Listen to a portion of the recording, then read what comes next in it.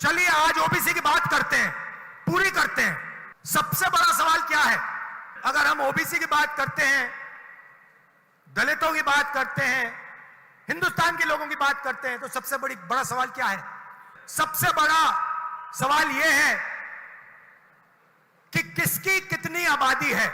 हम जानते हैं कि हिंदुस्तान की सरकार में सेक्रेटरीज अगर आप देखें तो दलित, आदिवासी और ओबीसी वर्ग से सिर्फ 7% आते हैं। मतलब हिंदुस्तान की सरकार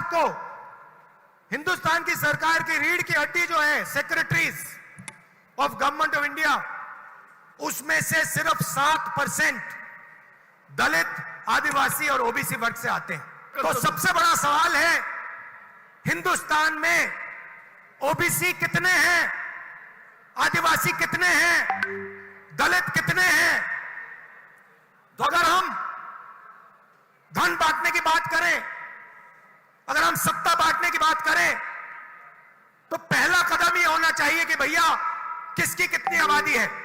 यूपीए ने, कांग्रेस पार्टी ने 2011 में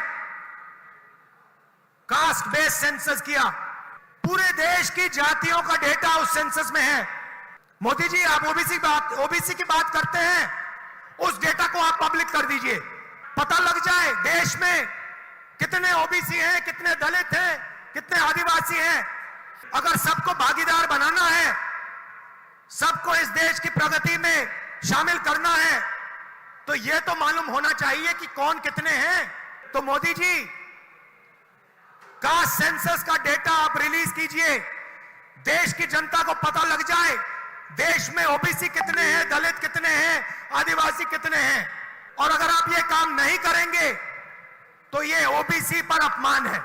आपने ओबीसी की बात की, देश को दिखा दीजिए देश में कितने ओबीसी हैं, और फिर देश को समझाइए कि आपकी सरकार में सिर्फ 7% सेक्रेटरीज ओबीसी, दलित और आदिवासी में से क्यों आते हैं। दूसरी बात, जो एससी और एसटी का कोटा है उसको उनकी आबादी से प्रोपोर्शन कर दीजिए।